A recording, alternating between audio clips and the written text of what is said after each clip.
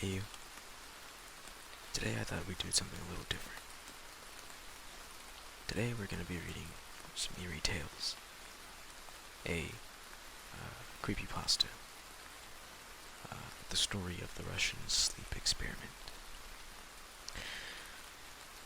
Russian researchers in the late 1940s kept 5 people awake for 19 days using an experimental gas-based stimulant. They were kept in a sealed environment to carefully monitor their oxygen intake so the gas didn't kill them, since it was toxic in high concentrations. This was before closed-circuit cameras, so they had only microphones and 5-inch thick glass porthole-sized windows into the chamber to monitor them.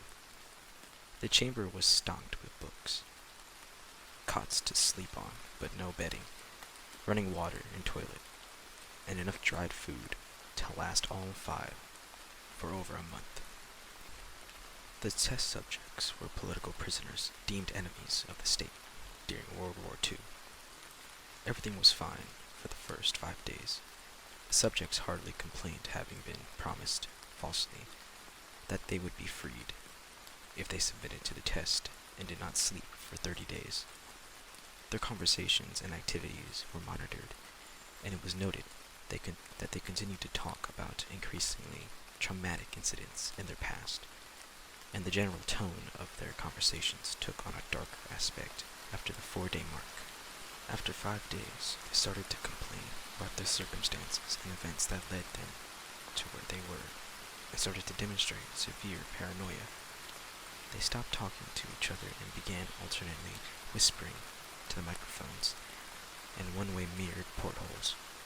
Oddly, they all seemed to think they could win the trust of the experimenters by turning over their comrades, the other subjects in captivity with them.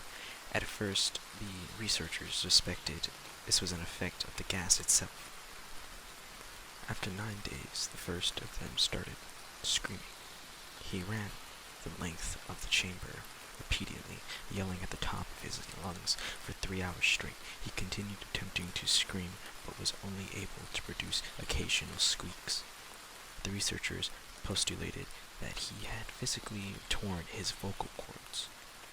The most surprising thing about this behavior is how the other captives reacted to it, or rather, didn't react to it. They continued whispering to the microphones until the second of the captives started to scream. The 2 non-screaming captives took the books apart, smeared page after page with their own feces, and pasted them calmly over the glass portholes. The screaming promptly stopped. So did the whispering to the microphones. After 3 more days passed, the researchers checked the microphones hourly to make sure they were working, since they thought it impossible that no sound could be coming with 5 people inside. The oxygen consumption in the chamber indicated that all 5 must still be alive. In fact, it was the amount of oxygen 5 people would consume at a very heavy level of strenuous exercise. On the morning of the 14th day, the researchers did something they said they would not do to get a reaction from the captives. They used the intercom inside the chamber, hoping to provoke any response from the captives. They were afraid were either dead or vegetables. Unfortunately, that is all the time we have today. If you wish for a part 2, please like, comment, and subscribe for a part 2. As always, thank you for your time. I hope to see you again.